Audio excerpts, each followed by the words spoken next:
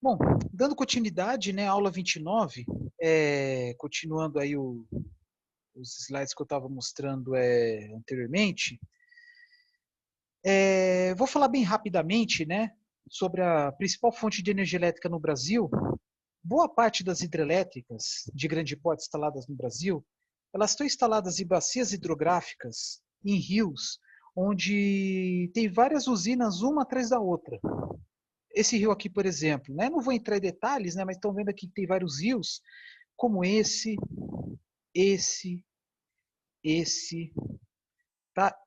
Tudo isso aqui que eu estou apontando aqui é a bacia do Rio Paraná, bacia do Rio Paraná. Aí tem seus afluentes, o Rio Tietê, Rio Grande, Rio Paranaíba, Rio Paranapanema também. Então, todas as águas lá da bacia do rio, das microbacias, não micro, né, das bacias menores, né, do Rio Paranaíba, do Rio Grande, do Rio Tietê, Paranapanema, todas essas águas vão desaguar, vão cair na usina de Itaipu, que está logo aqui abaixo.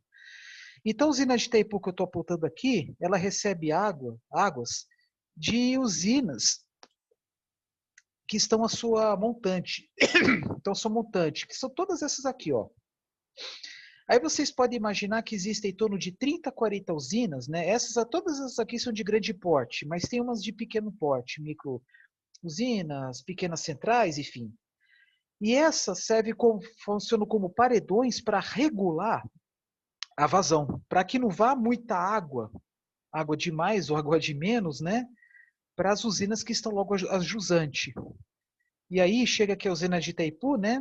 Aproveitando devido à sua grande altura e grande vazão, né? Gera muita energia, né? Então aproveitou-se muito isso.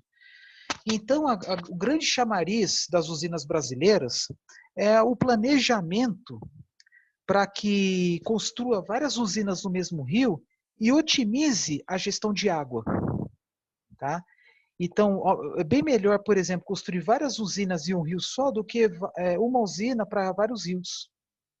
Porque uma usina para vários rios não tem uma gestão, né? Não tem como ajudar um ao outro. Tá?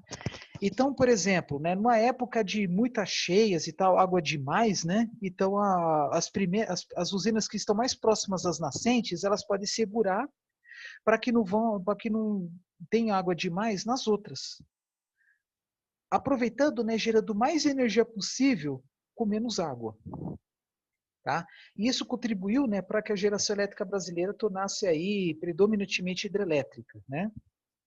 E assim, como falei no vídeo anterior, né, não há perspectiva de construção de grandes hidrelétricas no futuro, né, devido ao impacto ambiental que ela gera, devido a todas as implicações ambientais, conflitos diversos, né, que existem, né, projetos, mas eu falo que existe projeto, mas não estou dizendo que vai sair do papel, né, de construção de usinas em reservas indígenas, quilombolas, reservas ambientais, mas a sociedade em si já meio que está boicotando isso, tá? Então é isso que eu queria falar para vocês, né? E em alguns lugares muito específicos, né, há conflitos entre a gestão da água por parte das hidrelétricas versus navegação, saneamento básico. Né? Saneamento básico é é um caso ou outro.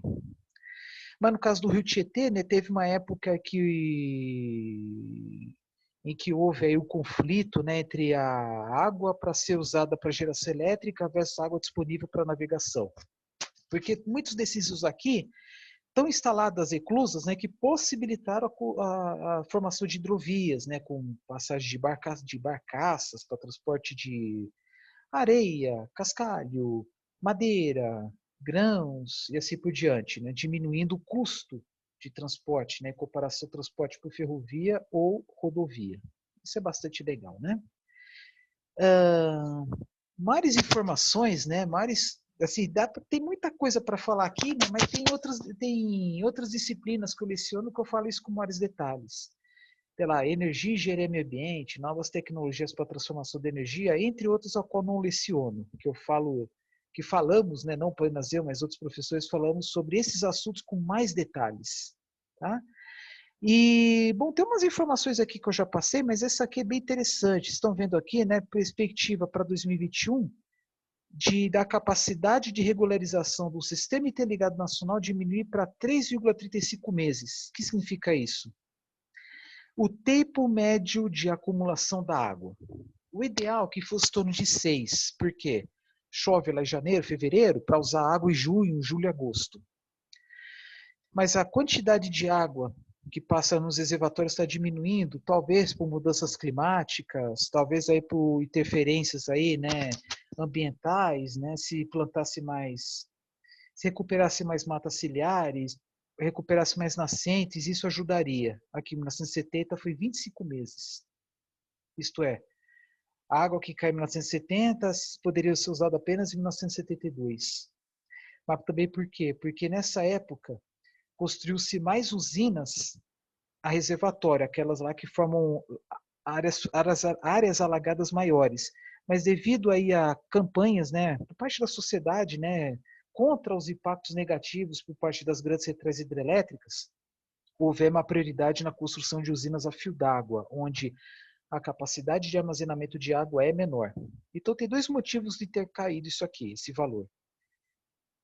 Uma construção cada vez priorizar a construção de usinas a fio d'água e alterações climáticas. Tá? E aí tem esses picos e vales, né? Porque pico é época de cheia, janeiro, fevereiro, março, e vale junho, julho, agosto. Tá? Vocês estão vendo que está caindo aqui a capacidade, digamos isso aqui, essa linha aqui que chama fator de capacidade, que é a relação entre a energia gerada sobre a energia que poderia ser gerada se as usinas tivessem plena carga.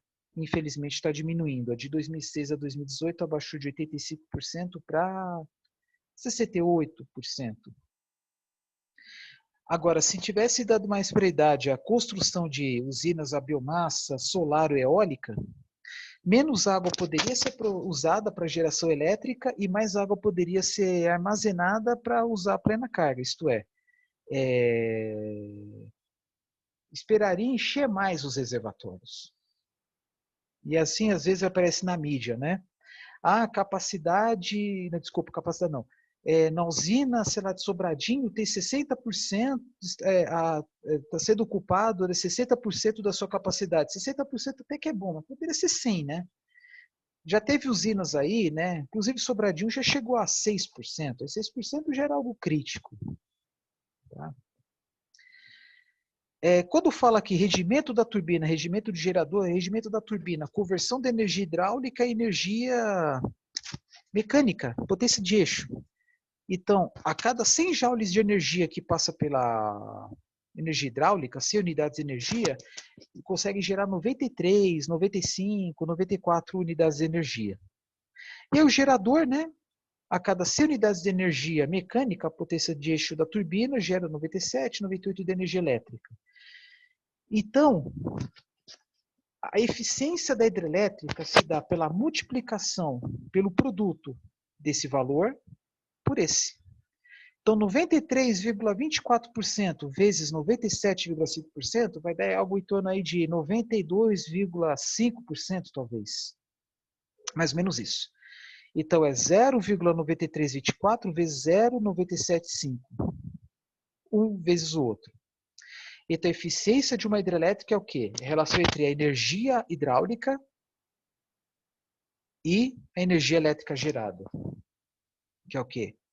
Rendimento da turbina hidráulica pela potência de eixo e gerador potência de eixo pela energia elétrica. E aí fala em repotenciação. O que é isso? É o procedimento para aumentar a eficiência das usinas hidrelétricas já existentes, reformando ou substituindo turbinas e geradores. Grande vantagem? Diminui a necessidade de investimento de novas usinas. É mais econômico. Então aumenta a eficiência, aí vamos supor, 2, 3%. 2, 3% já é energia para caramba. Então você vai repotenciar, sei lá, 10, 20 usinas, evita construir uma ou duas. É isso onde eu quero chegar. Então a repotenciação de usinas hidrelétricas ajuda muito nisso. Tá? Evita, aquele investimento evitado.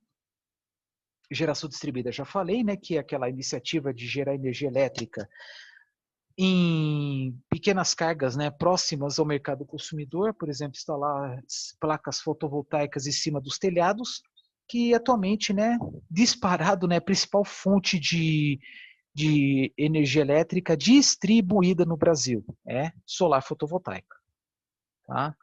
Ah, tá. Aqui, ó, expansão da oferta de energia elétrica 2019. 2019, a expansão ainda foi muito mais por parte das hidrelétricas, mas isso em geral, não apenas geração distribuída. Por exemplo, tem até o conceito, né? Mini geração distribuída é uma capacidade muito pequena, residências, né? E micro geração distribuída é mais parte de grandes indústrias, tá? São investimentos maiores. Aqui fala, né? Mini, tá. É mini geração aqui. Primeiro é micro, que é muito pequeno, e mini, que é maior, né? Então, mini geração distribuída é até 5 megawatts. Mas esse material aqui está aqui por quê? Para mostrar, né, um programa de estímulo à instalação de sistema de geração distribuída, que é essas do telhado das casas, por exemplo, com possibilidade, né, da gente gerar energia que sobra, né, energia que sobra, enviar para a rede elétrica. E à noite, por exemplo, recebê-la de volta. É como se fosse um empréstimo. É como se a rede elétrica fosse o grande banco de baterias. Tá? É isso onde eu quero chegar. Então, expansão da capacidade elétrica 2019, a primeira foi hidrelétrica, tudo bem, e a segunda solar, geração distribuída. Tá? Porque também tem solar, geração centralizada, que está aqui, ó, que são aquelas grandes usinas fotovoltaicas e fazendas e tal, né, que é conectado direto à rede de transmissão. No caso da geração distribuída, é conectado à distribuição. Por isso que quem tem placas fotovoltaicas no telhado não paga pela distribuição, se for aquela energia que sobrou e a concessionária está devolvendo para a gente. É aquela história da padaria que eu falei para vocês. Você pega o carro, eu quero ir para uma padaria, quero ir no supermercado, quero ir no atacadista, quero numa loja que fica no centro. Você vai pegar o carro e usar as ruas da cidade. Isso seria distribuição. Agora, se você for para uma outra cidade, você tem que pegar uma estrada. A estrada seria a transmissão. Porque geralmente transmissão se dá na zona rural, né, afastado das cidades. E essas são as resoluções normativas, né, que incidem sobre a geração distribuída, né, o mercado que chama de sistema de compensação de energia elétrica, que é aquela que quando sobra energia elétrica que você mesmo produz, né, por exemplo, quem tem placa solar lá em cima da casa, ele consome e gera, por isso que é chamado de prosumidor, que é soma de produtor e consumidor. E essa primeira resolução normativa foi criada em 2012, mas depois foi aperfeiçoada em 2015, né, fazendo algumas alterações. Atualmente é o quê? O quanto que você gera, você pode ser recompensado, você pode enviar uma unidade de energia e a concessionária enviar esse de volta, sem custo adicional. Mas em compensação, né, na conta de luz você paga uma taxa, que é uma taxa de... Desculpa, esqueci o nome, né, mas é aquela taxa que é necessária, né, para manutenção dos sistemas de distribuição, né, por parte da concessionária, manutenção de transformador, a própria concessionária de energia que instala o relógio bidirecional, que tem que substituir, né, o relógio de luz, né? Por quê? Porque tem que colocar um bidirecional, né, para permitir, né, a ida e volta da energia elétrica, né? E é por isso, entre outras coisas, né, que está se aumentando ainda mais as instalações das placas, aumentando os investimentos, aumentando a participação da geração elétrica no mundo, né? E também porque os sistemas fotovoltaicos, né, os custos estão caindo. Agora, nem tanto porque o real ficou bem desvalorizado, né? Desvalorizou bem o dólar, mas antes disso, né, já estava caindo bem. Aí algumas informações aí para estímulo, né, para quem tiver interessado em instalar na sua casa do futuro, tá? Não vou entrar muito em detalhes. Tá? Aqui, o que significa? Que o preço caiu, né? O preço oferecido pelos empreendedores, né, de instalar, que instalaram já, né, grandes fazendas fotovoltaicas, né, umas fazendas enormes, um monte de placas, né? E os leilões seria o quê? Aquele que ganha o que oferece o valor mais baixo. Deu um pequeno aumento aqui no final, né, mas sempre teve tendência de queda devido à queda do preço das placas, né? Tudo bem que a maior parte é produzida na China, mas também porque aumentou as linhas de produção lá, né? Como será a matriz energética elétrica no Brasil no futuro? Há uma tendência de investimentos, né, maciços em geração eólica e solar. Aí faz os planos decenais, né, de energia. O que é plano decenal? Expectativa para daqui a 10 anos. Esse aqui é até antigo, né, 2026, né, no futuro, logo vai ter o de até 2030.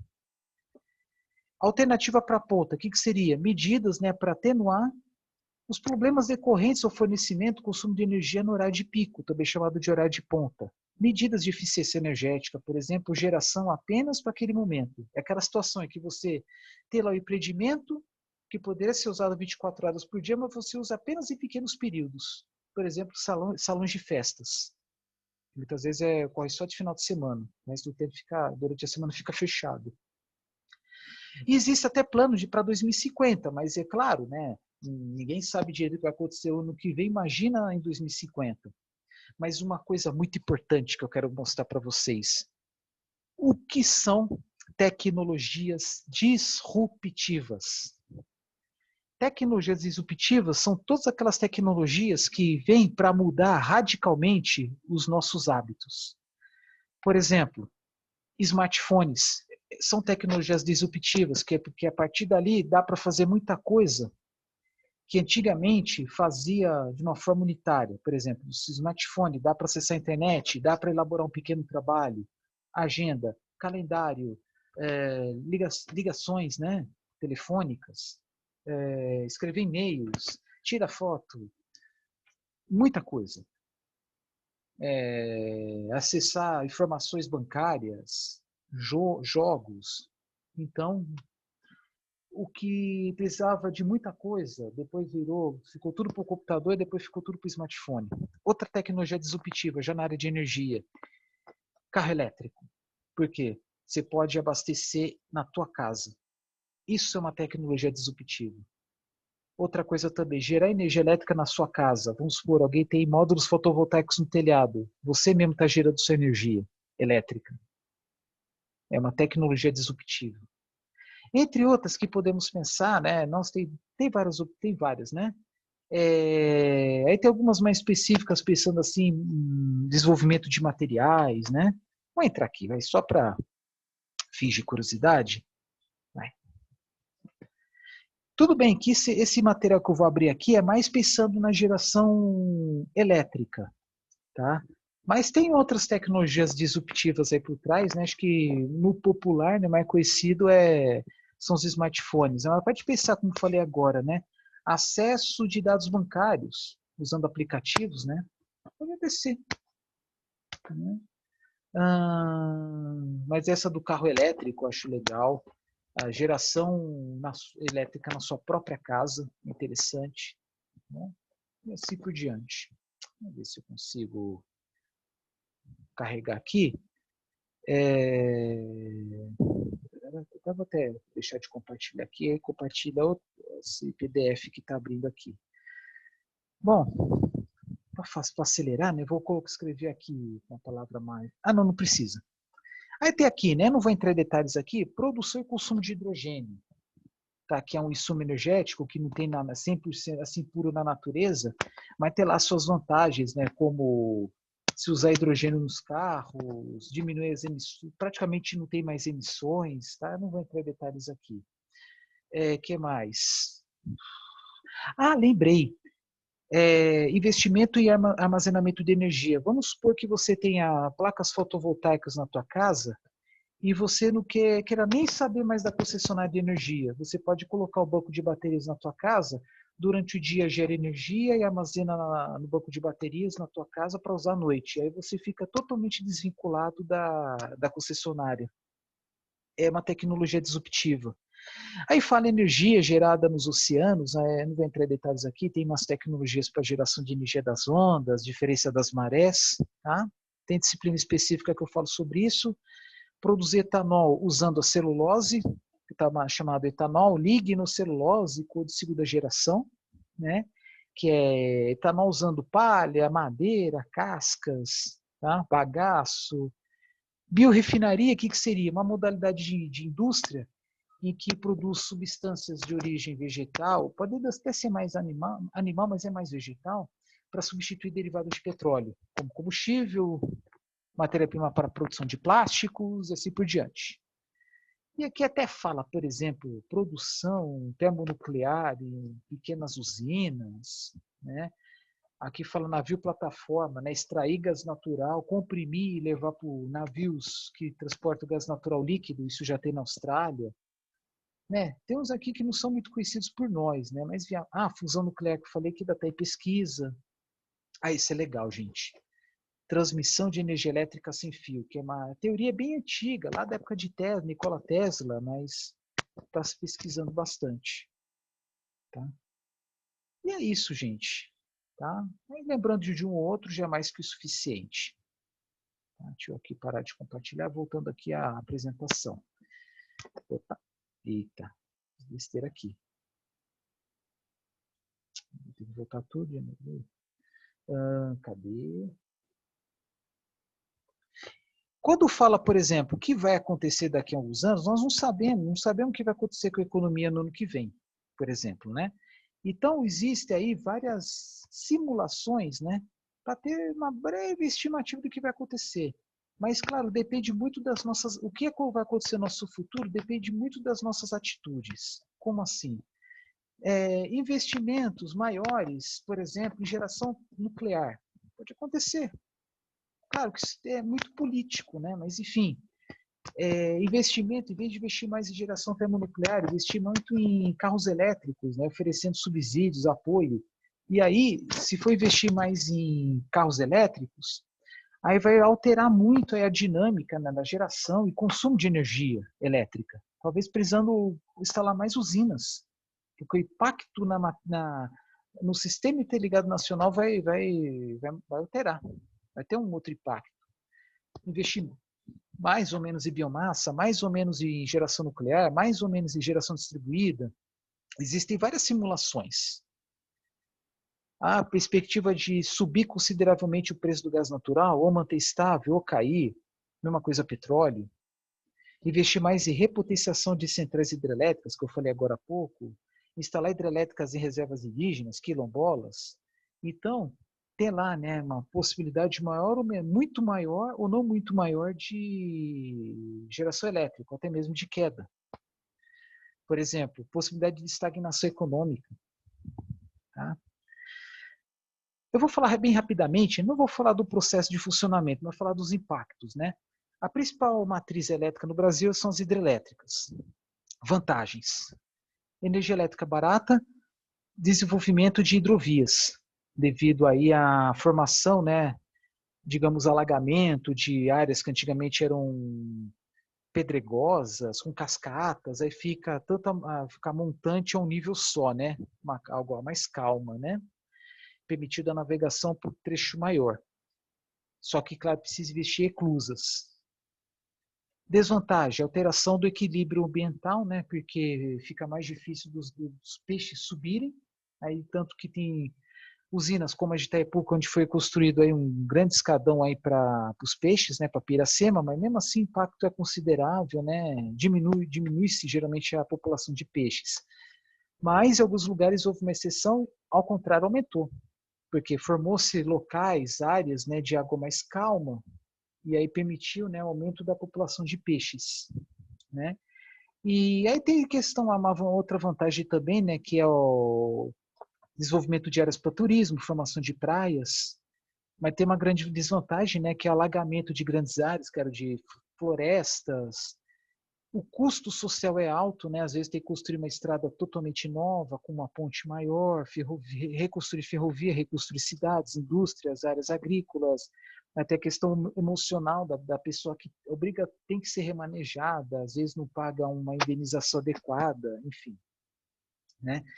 Em casos extremos da usina de Balbina, que fica no estado do Amazonas, houve uma decomposição muito acelerada das árvores que morreram, e aí a água ficou muito ácida e começou a atacar as turbinas. Né? E também, em local onde há muita biomassa decomposta, gera tanto metano que, no caso da usina de Balbina, gerou mais metano até que uma usina de carvão. Então, um pouco do metano decomposto foi para a atmosfera e uma parte ficou no fundo do lago, devido à grande pressão na grande coluna d'água.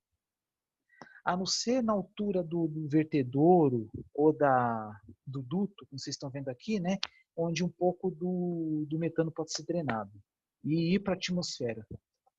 Existem pesquisas, né, quantificando o quanto de metano que tem em fundo de lagos em geral, né, alguns projetos aqui no Brasil, até mesmo a possibilidade de coletar esse gás metano formado pela decomposição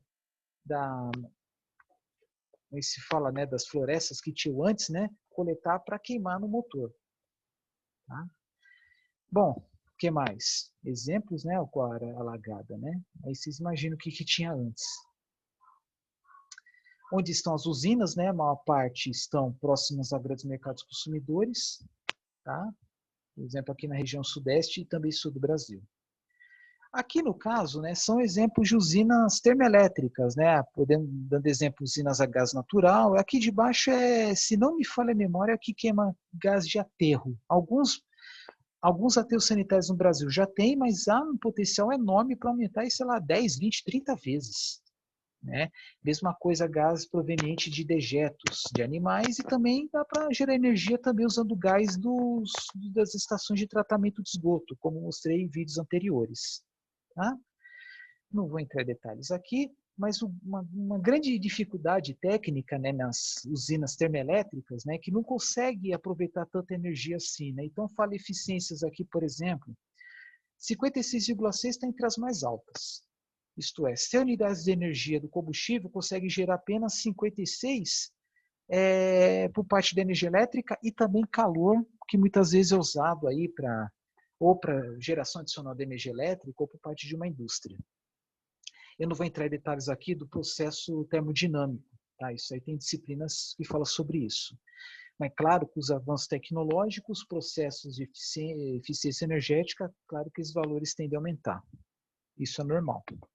Tá? Aqui exemplo de uma termoelétrica. Essa, por exemplo, queima lixo, entrega e armazenagem de resíduos. Gera-se eletricidade, né? E usinas que queimam lixo é um grande desafio, porque nos anteriores você queima aqui gás natural, gás de aterro sanitário, gás de dejetos suínos, que é um gás cujas propriedades são semelhantes, não mudam muito. É o mesmo gás, toda hora, sempre, de hoje para amanhã. Agora aqui não. Em alguns momentos chega um carregamento que tem mais papel, outro que tem mais isopor, outro que tem mais plástico polietileno, pode ser um lodo. Então, em geral, né, há uma variação muito grande da geração de energia que deve ser compensada com uma fonte suplementar, por exemplo, de gás natural. Aí tem até o nome, co-combustão. Co-combustão, né? O primeiro co é, né, para complementar, né? Igual, por exemplo, piloto e copiloto. Então, quando há uma alteração, né, uma variação, né, uma queda, por exemplo, da geração de energia elétrica, decorrente à alteração da temperatura e da pressão de vapor, né, porque a caldeira queima o lixo, gera vapor para alimentar uma turbina a vapor, para gerar energia elétrica. Quando há uma queda das propriedades do vapor, né, que os engenheiros chamam de entalpia, né, não vou entrar em detalhes aqui, há uma necessidade, naquele momento, naquele ponto, questão de segundos ou minutos, de queimar gás natural para que tenha uma geração mais constante de vapor, para que tenha uma geração mais constante de energia elétrica. Então, por esses outros motivos, que a geração elétrica ao queimar o lixo é tão alto, muito mais caro do que queimar gás natural. Mas, em compensação, diminui a necessidade de aterros sanitários. A combustão, né, a queima, ela gera cinzas, que é material inerte, né, que você pode colocar a mão sem problemas, não vai acontecer de você ficar contaminado, né, porque com calor, né, os micro-organismos já foram eliminados, não há substâncias tóxicas, porque a temperatura da queima é bem alta, é 1400 graus por aí, e tu elimina patógenos, gases tóxicos, cancerígenos, etc. Né? É uma boa alternativa em qualquer lugar do mundo, especialmente países populosos, povoados, né, melhor dizendo, tá? Onde falta espaço para armazenar lixo. Tá? Eu já tinha mostrado isso aqui antes, né? Que é o aproveitamento dos gases de aterro sanitário, que é o processo a longo prazo, né? Porque a decomposição do lixo ele é demorado, né? Usando biodigestores pequenos. Esse aqui que eu estou apontando é o maior do mundo, fica na Alemanha, por enquanto. Potencial energético dos resíduos, né, já falei, né, principalmente por parte dos resíduos da indústria da cana. Bagaço de cana, torta de filtro é um subproduto do tratamento do caldo da cana, que é principalmente usado para adubação. Mas vocês estão vendo aqui, por exemplo, bovinos, né, usando o sebo bovino, por exemplo. Vocês veem que a gama é grande. Tá? Biogás, né, do biogás de aterro, biogás da vinhaça, folhas, talos, cascas, né, de produtos das mais diversas, e assim vai. Resíduos florestais, né, que é casca, galhos. Vamos acelerar aqui.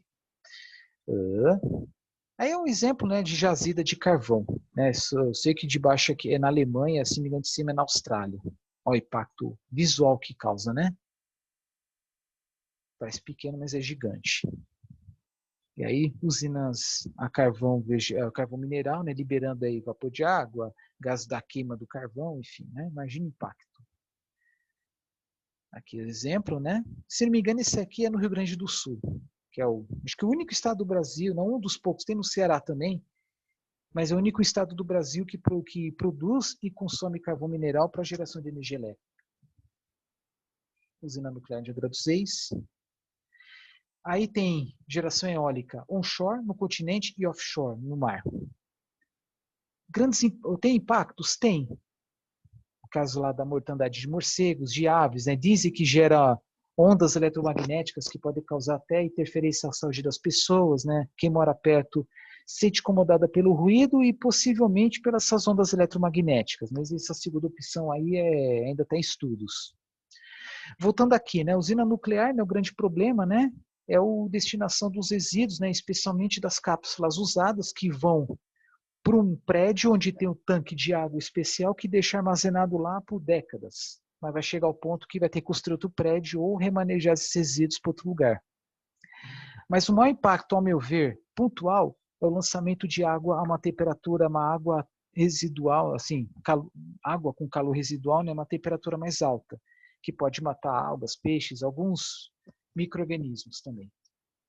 No caso aqui, queima do carvão nem se fala, né, são os gases, enfim, né, voltar aqui.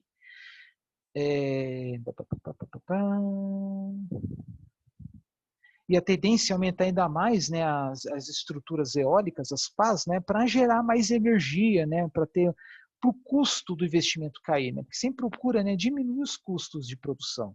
É natural. Mas vai chegar uma hora, né, que a logística vai ficar cada vez mais difícil, porque fica muito difícil levar as pás por caminhões, né? E aí há uma tendência, né, de instalar no mar, em locais cada vez mais distantes da praia, como se fossem plataformas de petróleo. E o grande problema da geração fotovoltaica é mais indireta, porque para produzir as células consome-se muitos recursos naturais, muitos minérios, muita energia elétrica, muitos produtos químicos. Mas se dissolver esse impacto ambiental durante a sua produção, um período de 25 anos no mínimo, vocês vão ver que o impacto por ano ou por energia gerada é muito pequeno. Tá? Aí, as fazendas eólicas, é uma fazenda eólica. Local que pode ter sido apenas pasto ou era uma cultura agrícola. Dá, por exemplo, para se colocá-las mais altas, permitindo a criação de animais pequenos, por exemplo, ovelhas, carneiros. Até dá, né? Eles ficam na sombra, né? Não ficam em cima embaixo do sol direto. Esse aí é um concentrador solar CSP, né? Que é energia solar concentrada. Todos aqui são espelhos, né? Que incidem toda a energia refletida por todas essas placas, né? São como se fossem espelhos. Toda a energia vai para um ponto que alcança uma temperatura de 400, 500 graus, ela dentro tem um circuito de água, vira vapor, e embaixo tem uma turbina a vapor. Tá? Tem os desenhos aqui, né? Por exemplo, esse aqui, o refletor, né? Ele é o exemplo, por exemplo, fogão solar. Pega uma parabólica dessas de TV, forra com folha de alumínio ou algum material espelhado na parabólica e no foco faz uma adaptação para colocar uma panela para cozinhar feijão, por exemplo. para depois guardar nos potes de sorvete lá e congelar. Ou, sei lá, fritar mandioca, fazer arroz, sei lá, né? Dá para fazer no quintal de casa. Bom, eu não vou entrar em detalhes, né? Isso aqui é o processo ciclo termodinâmico para geração de energia elétrica usando essa energia solar concentrada. Concentra tudo no ponto só, gera vapor aqui em cima, por exemplo, né? E no final aqui embaixo tem uma turbina a vapor. Gera gases? Não. Polui o ar, polui água? Não, mas ocupa uma grande área e uma tecnologia ainda muito cara. Esse aqui, por exemplo, é uma torre solar, onde instala-se uma grande estufa aqui embaixo, uma grande estufa, isto é, uma cobertura transparente, aumenta a temperatura aqui dentro, possibilita a geração de calor com ar quente, o ar quente tende para cima. E aqui tem, aqui na base, por exemplo, turbinas, devido à formação de ar quente e o deslocamento do ar quente para cima, porque o ar quente é mais leve, ele tende a ir para cima. Mas não existe em nenhum lugar do mundo ainda, é só para pesquisa. Energia solar passiva, essa é importante. É todo um conjunto de soluções para permitir o quê? Economia de energia. Por exemplo, é uma casa construída para permitir que não entre tanto sol, tanto calor no verão e que entre bastante o máximo no inverno, diminuindo o consumo de energia do ar-condicionado ou calefação. Isso é mais para os arquitetos, energia solar passiva. O que mais que eu posso mostrar para vocês aqui? Aqui exemplo de geração de energia das ondas, né, que é uma tecnologia que ainda está em pesquisa, tá? Mas o impacto ambiental é muito pequeno. Tem matéria, tem disciplina que eu falo mais sobre isso, energia das ondas. Tudo isso aqui, soluções de energia das ondas, da correnteza do fundo dos oceanos, dos mares, até mesmo dos rios, como está aqui embaixo. Geração de energia limpa. O máximo que acontece é o impacto com o animal, que pode acontecer, infelizmente.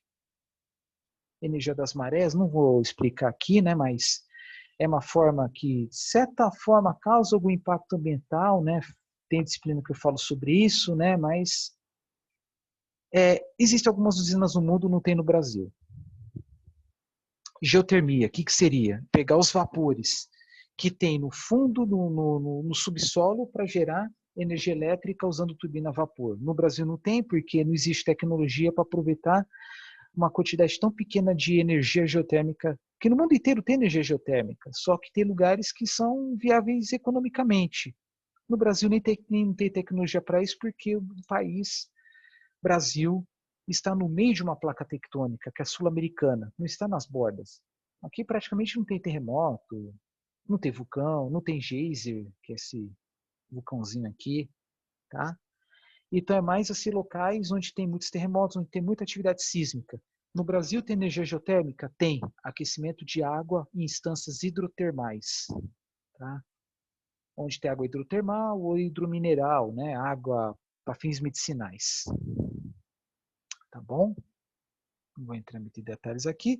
Esse aqui, gente, é uma ideia, uma intenção no futuro de instalar várias usinas fotovoltaicas e eólicas na África, no Oriente Médio, para fornecer energia elétrica para a Europa. Tá?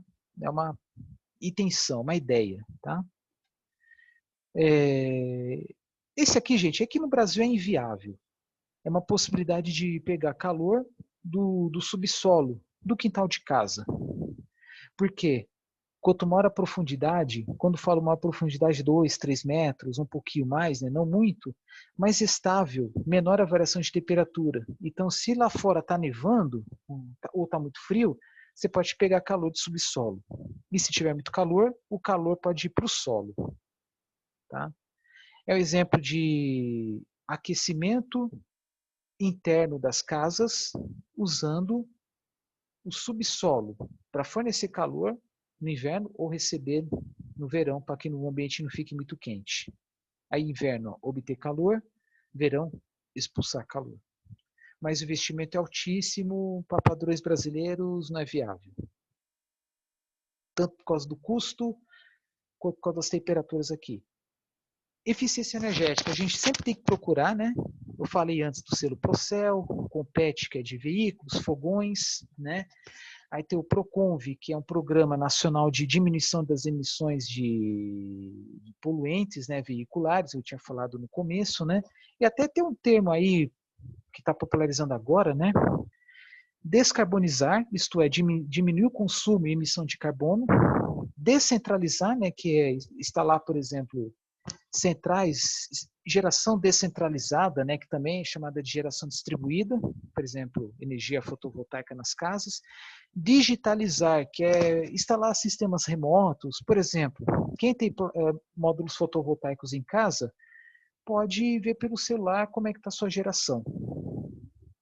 E P&D são pesquisa e desenvolvimento para eficiência energética, desenvolvimento de soluções diversas visando a economia de energia por parte das universidades, dos centros de pesquisa. Tá? E as tecnologias de conversão de energia estão mais eficientes? Sim, sem dúvida. Pesquisa serve para isso mesmo. Ah, e outra coisa, Rota 2030 é um programa visando estimular o aumento da eficiência energética em veículos, tá? Para diminuir o consumo, né, de combustível. Aí tem outros programas paralelos, né, para aumentar a segurança dos carros, enfim, mas essa é outra história. Vamos lá, o que mais aqui? Aqui fala o aumento da eficiência, né, em tudo quanto é tecnologia de conversão de energia. Aqui, por exemplo, o aumento da eficiência das lâmpadas, né? Atualmente, fala muito em lâmpada LED, que tem uma eficiência muito maior do que as lâmpadas antigamente, lógico, né? Que lâmpada incandescente, depois fluorescente, assim por diante. Tá? E aqui do lado direito, né, aqui, né, eficiência em relação ao segundo da lei da termodinâmica. Eficiência, né? Que, por exemplo, lâmpada fluorescente, abaixo até, em torno de 8. Incandescente, mais baixo ainda, mas... Aqui, ó, filamento de tungstênio, 5%. O resto é 5% vira luz, sei lá, quase 95% vira calor. Né? Aqui, por exemplo, né, nos pontos mais altos, lâmpadas LED, e mais baixo, incandescente. Uma coisa, isso é legal para mostrar para vocês, né, a questão das conversões, né? Por exemplo, o gerador elétrico é a máquina mais eficiente que tem, converte energia mecânica em elétrica, né? Por exemplo, de hidrelétricas, termoelétricas. Eu até mostrei, né, anteriormente umas tabelas aí quando eu falei de repotenciação de hidrelétricas, aí chegando a 97%. E o contrário do gerador é o motor elétrico, um pouco mais baixo, né, de 50% a 95%. Há programas, né, de eficiência energética visando substituir motores convencionais com outros de alta eficiência. Fornalha a gás, na verdade, seria as caldeiras, né? Tem caldeira, por exemplo, essas mais modernas aí de queima bagaço de cana, chega a 91%.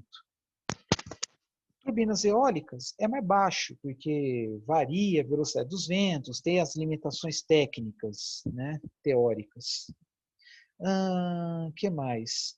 Usina nuclear, da energia do urânio até elétrica, 30% a 35%, motor de carro. Depende, né? 20% no máximo, carro motor ciclo Otto, carro etanol a gasolina. Motor a diesel, a eficiência é maior, 30%. Lâmpada fluorescente, né, elétrica para luminosa, né, ou também radiante. Incandescente, 5%. Foto LED. LED deve ser uns 50%, 60%. Células fotovoltaicas, né, um número normal aí, comercialmente disponível, 17%. Tá? Entre outros aí. Tá? Então, o objetivo das pesquisas é aumentar essas eficiências, né, para aumentar o consumo de energia, aumentar a geração de energia ou diminuir o consumo dos insumos, né, das fontes. Esse aí mostra a evolução da eficiência das placas das células fotovoltaicas, né? Tem umas que já chegam em laboratório por enquanto, né? As tais aí a mais de quase 50%. Mas comercialmente disponível, uns 17, 20%. Esse aqui é o selo Procel, exemplo, né? Claro que nós devemos buscar a letra A, né? O verde, né? E aqui, deixa eu ver, vazão, altura deve ser de bomba d'água. Aqui, ó, rendimento da bomba. 61%. que é a bomba d'água? Conversão de energia elétrica, ou também, né, existe bomba d'água usando energia mecânica, mas as mais comuns é aquela que está embutida e acoplado com motor, depende do motor elétrico. As mais comuns convertem energia elétrica em energia hidráulica, que é o inverso de uma hidrelétrica, né? Aí tem quais são os equipamentos que possuem selo Procel? São todas essas aqui: ventilador de teto, ventilador de mesa, TV, tanque de armazenamento, tanque com resistência elétrica, geladeiras e freezers, né? Motor trifásico, mais usado em indústrias, máquina de lavar roupa, lâmpadas, vapor de sódio alta pressão e lâmpada de rua, lâmpadas domésticas, fornos elétricos comerciais, forno de micro-ondas, fogão e fornos a gás é o selo Compet, que é aqui, ó. Quando é gás, quando é combustível, gasolina, etanol, gás liquefeito de petróleo, diesel, é Compet. Procel é energia elétrica. Aparelho de ar-condicionado, Procel, né? Placas fotovoltaicas também, selo Procel. Tá? E assim por diante. Algumas foram as primeiras, como as geladeiras, depois foram outras mais tardias, como a TV, o ventilador de teto. Está faltando algumas? Está faltando um monte, mas essas são as principais. Tá? No caso dos carros, começou a tornar-se obrigatório, lá acho que para 2015, 2016, aí o selo Compete. É muito parecido, né? Tem cor, caso, por exemplo, busca-se sempre o A, cor verde, aí tem umas informações técnicas, aqui, por exemplo, de fogão, consumo, quilos por hora de gás, rendimento, que é a conversão da energia do gás em calor, né, na panela, tá? Aqui também, aí selo Compete de veículos, aí fala até emissões, existe até com o selo específico, mas não é Compete, é da ANAC, Agência Nacional de Aviação Civil, no quesito conforto nos aviões. É algo bem parecido, que fica bem na porta dos aviões. Uma coisa muito importante, sempre eu falo, as fontes renováveis de energia sempre geram mais empregos. Por exemplo, instalar módulos, sistemas fotovoltaicos gera muito mais emprego do que instalar uma grande usina elétrica, como uma hidrelétrica, uma nuclear. Tá? Por isso que devemos sempre incentivar a instalação de pequenos sistemas de geração elétrica, que gera emprego para os eletricistas, para os montadores, para os projetistas, que envolvem engenheiros, tecnólogos, etc. Então, fotovoltaico gera mais. E no quesito geração de combustível, etanol e biodiesel. Né? Produção de lenha também gera bem, tal, ao contrário de fontes como a nuclear. Tá? Que particularmente eu acho que é algo que deve ser até suprimido, na minha opinião. Né? Aqui fala, mas deve ter dados atuais. 10 milhões de empregos em 2007 foram gerados no mundo inteiro. Mas aonde? Confecção, aquisição e montagem e também manutenção de placas fotovoltaicas, depois produção e comércio de combustíveis líquidos, aí depois tem a parte do projeto, concepção, instalação tal, das usinas hidrelétricas, geração eólica, aquecimento solar, até fala resfriamento solar, mas é outra história aqui, né? Biomassa sólida, no caso lenha, carvão vegetal, biogás. Desculpa, na primeira grande centrais hidrelétricas, depois pequena, energia geotérmica, energia solar concentrada, resíduos municipais e industriais e assim por diante. Tide, Wave and Ocean Energy Tide é energia das marés, depois energia das ondas, energia oceânica, mas é muito específico. Né? E a tendência de crescer. Né? Devido à maior necessidade de produzir mais combustível, biocombustíveis e geração distribuída. Faltam aqui, mas a longo prazo vai aparecer, que é sistema de armazenamento de energia, bancos de baterias, por exemplo. Tá? Aí só, a energia solar fotovoltaica está caindo. Isso que eu falei em vídeos anteriores, que é curva de aprendizado ou curva de aprendizagem. À medida que você entende melhor uma tecnologia, à medida que aumenta a capacidade produtiva na indústria, o preço tende a cair. E quando as perdas na indústria diminuem, o preço tende a cair. E quase todas as tecnologias ela caiu. Solar fotovoltaica despencou, energia solar concentrada caiu. O que tem esse último aqui? Energia eólica caiu e assim vai. Energia hidráulica deve ter subido devido ao aumento dos custos sociais e econômicos, né? Tem que construir uma cidade nova, tem que construir uma rodovia, uma ponte nova, uma ferrovia nova, deslocar pessoas, enfim. Então, existem alguns indicadores, né, para verificar, né, o desempenho econômico em comparação à energia consumida. Por exemplo, o quanto de energia é gerada ou consumida por pessoa. Teoricamente, né, quanto mais energia que a pessoa consome, mais desenvolvida é uma região, um país. Também por quê? Porque a energia elétrica, ela possibilita economia de serviço, praticidade, conforto. Tá? E só que, em compensação, tem lugares que esse consumo está caindo. Por quê? Por causa do aumento da eficiência energética e da desativação, fechamento de fábricas eletrointensivas, que consomem muita eletricidade, que desloca de um país e vai para outro.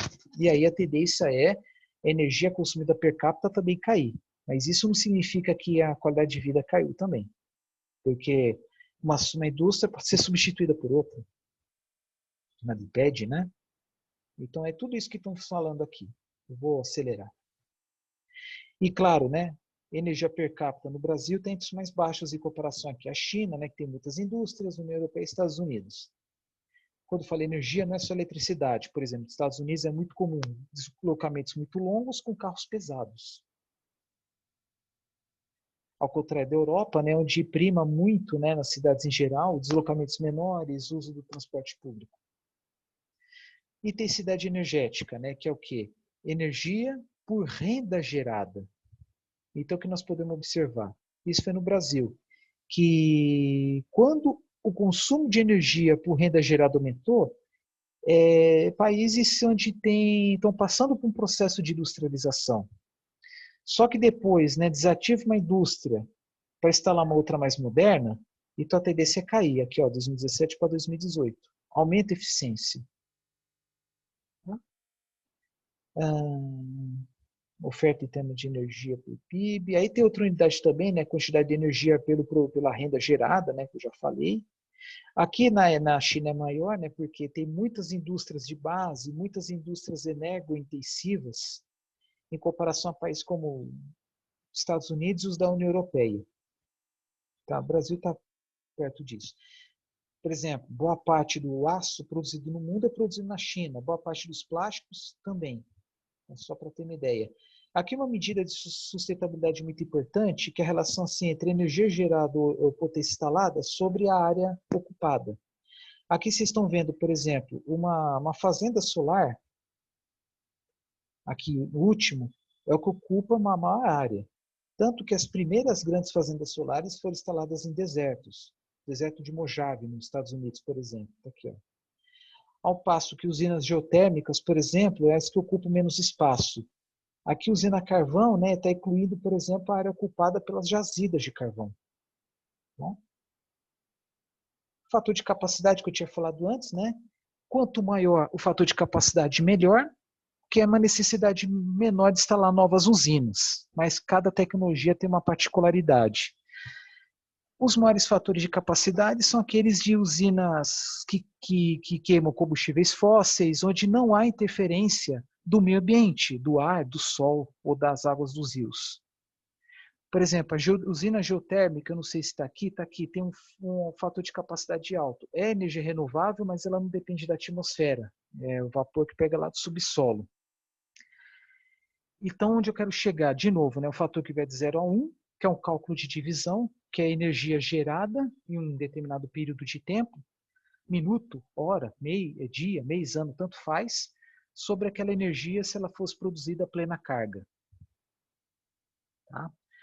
E aí, por exemplo, tem usinas hidrelétricas no Brasil que o fator de capacidade é mais alto, outros mais baixos. A biomassa ela tende a ter um fator mais baixo devido à disponibilidade ou não de matéria-prima. Tá bom? Depende muito da safra. Tem usinas de cana que extrai caldo da cana e que o fator de capacidade é alto, porque tem uma boa gestão do bagaço e só para manutenção, mas nem todas as usinas são assim. Fator de capacidade da geração solar fotovoltaica aqui está bem baixo, né? Nunca vai ser acima de 50, impossível, porque tem a noite, né? E da geração eólica é baixa também, um pouquinho mais alta. Que mesma coisa, eu mesmo que fiz à mão. E uma coisa legal, o Brasil possui o maior fator de capacidade de geração eólica do mundo, isto é, devido a regiões, principalmente no litoral nordestino, Ceará, Rio Grande do Norte, por exemplo, que venta bastante, venta forte e ventos constantes. E aí foi desenvolvido projetos de boa qualidade que conseguem aproveitar mais, gerar mais e em menor investimento. Então, quando fala em melhor fator de capacidade, isso contribui para uma queda do preço, tá? Porque você investe, gasta-se menos para gerar mais. Emissões, né, que hoje é só um repeteco do que eu tinha falado muito antes, né, que no Brasil a maior parte das emissões de gases CO2 equivalente, né, que aí soma gás metano, por exemplo, mudança do uso da terra, que são as queimadas, os desmatamentos, né, substituir floresta nativa por pastagem, ao contrário dos outros lugares que é mais geração elétrica, devido à queima do carvão, por exemplo. Até mesmo construção civil, né, direto e indireto, produção de cimento, né, produção de energia, né, poderia ser eletricidade, mas é fora dela, né, que é calor de processos industriais, resíduos, né, que é a eliminação, né, dos gases decorrentes da decomposição do lixo. Transporte, diesel, gasolina, né, e assim vai. Tá, não vou entrar em detalhes aqui, vou passando direto, mas uma coisa que nós podemos observar é que, apesar que as emissões têm subido, mas as emissões por habitante caiu, né? Peraí, desculpa, falei besteira, deixa eu ver aqui. As emissões aumentaram.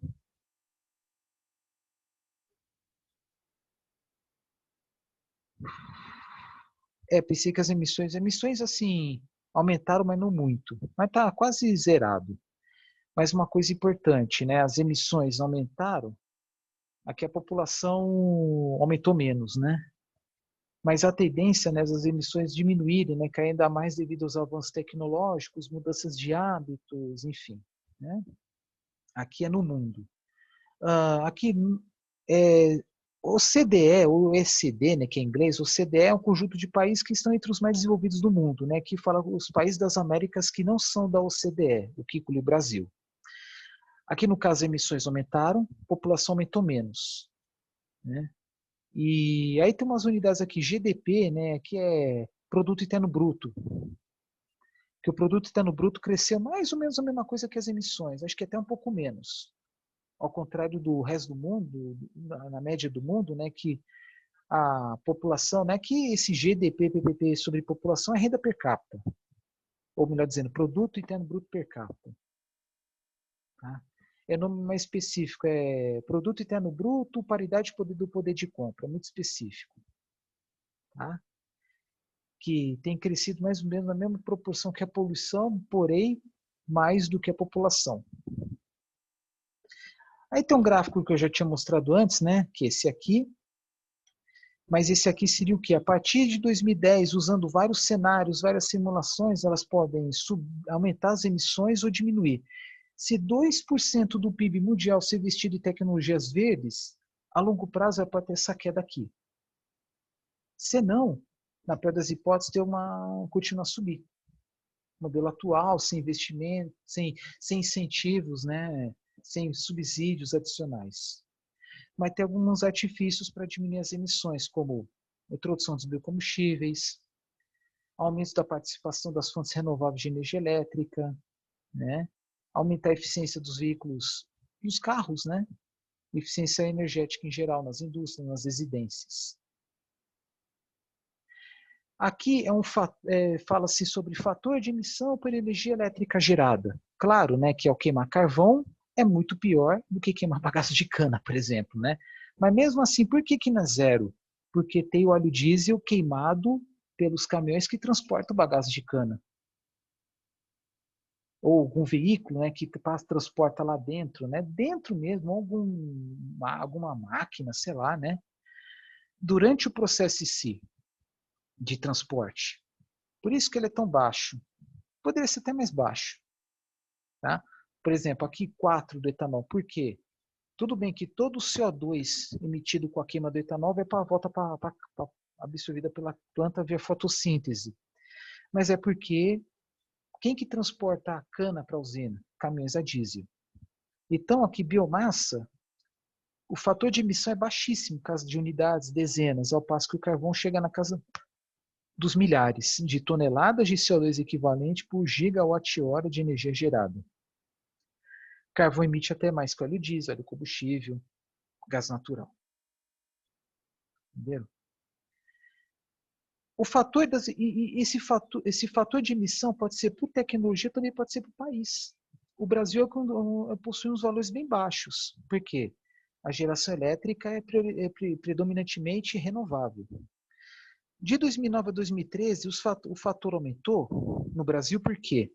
Devido à introdução da popularização não popularização, mas instalação de usinas a gás natural e até mesmo a carvão, por exemplo, no estado do Ceará. Agora, 2014 2018 caiu devido à expansão da queima do bagaço de cana. Tá? Aqui, ó. Que eu tinha falado anteriormente, né? Mas aqui é tudo combustíveis não renováveis, né? Por isso são valores altos aí, centenas, milhares, e depende da região também, ó. Nordeste, Norte, Sudeste, Centro-Oeste, Sul. Bom, eu tinha comentado com vocês, né? Porque as emissões subiram, toneladas de CO2 equivalente por gigawatt-hora gerado, a média brasileira subiu, aumento da participação do gás natural nas termoelétricas e um caso ou outro usina carvão. E aqui, 2014 a 2018, por que caiu? Aumento da participação da queima do bagaço de cana e, desculpe, esqueci de falar, da participação da geração eólica e solar. Acho que é o principal, né? Eólica e agora solar. Aí o fator de emissão caiu, quer dizer, as emissões são muito baixas devido à confecção e instalação dos insumos, dos equipamentos da parte eólica e solar. Isto é, só tem emissões indiretas, não diretas. Tá? Aqui fala em consumo energético por parte dos veículos. Do Brasil é um dos mais baixos devido à participação maciça do etanol. É isso que está querendo dizer aqui, que a emissão, né, que é esse eixo X, é bem mais baixo do etanol do que na gasolina.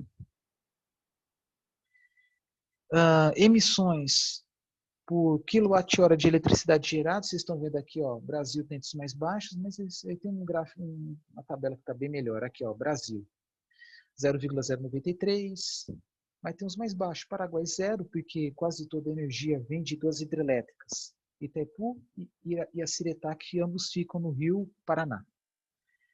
Aí tem outros bem baixos, Suécia, Suíça, Islândia. Islândia é só energia geotérmica. Moçambique, Zâmbia, e assim por diante. Aí tem os piores, né? Botsuana, que talvez por causa da queima do carvão, Mongólia, que são fatores bem altos. Isto é, emissões de toneladas de CO2 equivalente por quilowatt-hora gerado. Desculpa, toneladas ou quilos? Não, quilos. Quilos de CO2 por quilowatt-hora gerado. Ou também, né, toneladas de CO2 por megawatt-hora gerado. Mesma coisa. Então, cada país tem um fator. Quem consome mais carvão tem um fator maior. Quem que consome mais combustíveis, fontes renováveis, tem um menor fator. No Brasil, está aumentando, né, a produção de petróleo em alto mar, pensando aí também no petróleo da camada pré-sal, e tem que se preocupar acerca dos impactos que podem causar, a possibilidade de emissão de vazamentos de petróleo, emissão de resíduos, enfim. Né? Mas, felizmente, o Brasil não tem histórico disso. Né? Mas ainda, né, a maior parte dos combustíveis usados no setor de transportes vem dos derivados de petróleo. Já falei isso para vocês. Aqui só mostrando que é uma perspectiva de crescimento da produção do petróleo, especialmente da camada pré-sal, né, que são jazidas mais recentes, mais novas, né? E uma participação muito pequena de produção em terra, especialmente no estado do Rio Grande do Norte. Tá? Aí tem um conceito também, reservas sobre produção, que é uma relação entre quantidade disponível de petróleo sobre o quanto que é produzido, extraído por dia ou por ano. E aí, maior aqui na América Central, mais especificamente em Venezuela, onde tem uma relação reserva sobre produção maior, isto é, reserva por um maior período de tempo. Isso é uma curiosidade. Aqui é a oscilação dos preços do petróleo decorrente a fatos diversos da nossa história, como guerras, conflitos, conflitos geopolíticos os mais diversos, problemas de fornecimento. Essa linha verde aqui é o preço com valores corrigidos, né? Com preços, cotação do petróleo em sua história, mas corrigido pela inflação. E aqui verde escuro é o valor real. Tá? Cadeia do gás natural no Brasil e do mundo. Aqui a composição, né? Principalmente gás metano, está aqui. Boa parte do gás natural no Brasil é importado, mais ou menos a metade, principalmente do gasoduto Brasil-Bolívia, mas tem uma parte que é importada por navios que transportam o gás natural em estado líquido. Por que estado líquido? Ocupa menos espaço. De países como Trinidad e Tobago, Catar, Angola, Líbia, Austrália. Tá? Essas linhas pretas aqui é onde estão os principais gasodutos. Tá? Aproveitando assim, proximidade com o mercado consumidor e produção. Aqui que leva o gás para Manaus, tá? Esse aqui no estado do Amazonas. E esses quadradinhos são campos, blocos de exploração, né? Não estou dizendo que produz nesses lugares, mas pelo menos há pesquisas, investigação. E onde há produção, onde tem essas linhas azuis aqui, onde tem gasodutos. No Brasil, o Brasil possui aqui 3 portos que exportam gás natural liquefeito, tá? Estado líquido, que é na Baía de Guanabara, no Rio de Janeiro, Salvador, e Pecém, que é perto de Fortaleza, mas tem perspectivas aí de construção de outros portos. É isso que ele está dizendo. Royalties, né, que são aqueles, como se fossem impostos decorrentes a alguma atividade que cause impacto ambiental. No caso, produção de petróleo e gás. O estado que mais recebe royalties, sem dúvida, é o estado do Rio, né, onde tem maior produção. Mas regiões, cidades, municípios, estados que têm tubulações também recebem um pouco desses royalties. Tá? Aqui fala-se muito do gás do xisto, né? Xisto é um conjunto de rochas porosas, onde tem gás entremeado nas trincas e nesses poros. O maior produtor mundial são os Estados Unidos, eles desenvolveram uma tecnologia para extrair esses gases, mas há um grande problema, né, que há denúncias de contaminação do lençol freático, usando substâncias que as empresas não divulgam, tóxicas, talvez até cancerígenas. Tá? Para quê? Para facilitar a extração. Tem disciplinas que eu falo sobre isso com mais detalhes, combustíveis fósseis, por exemplo. Mas o grande problema é que tem países que proibiram, tem país que no Brasil não chegou a proibir, mas está tudo parado, né? As discussões, tem muita gente que é contra, devido aos impactos negativos que já causaram nos Estados Unidos, que é a contaminação do lençol freático. Né?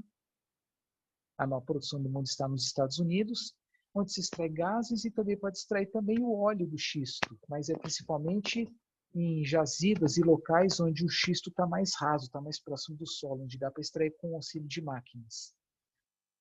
Isso tem na cidade de São Mateus do Sul, no estado do Paraná, onde tem uma usina de processamento de xisto da Petrobras. Tá?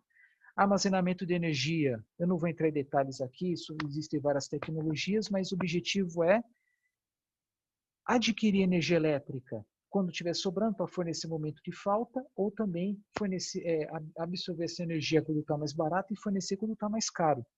Além de promover um fornecimento de melhor confiabilidade da energia elétrica com menos interferências, blackouts, oscilações na tensão e na frequência. Tá? E a maior parte das pesquisas, das investigações em cima de baterias eletroquímicas. Existem outras formas de armazenamento de energia, mecânica, hidráulica, magnética, térmica, como vocês estão vendo aqui. Tá? Mas a maior parte dos investimentos tem sido eletroquímicas, usando substâncias das mais diversas.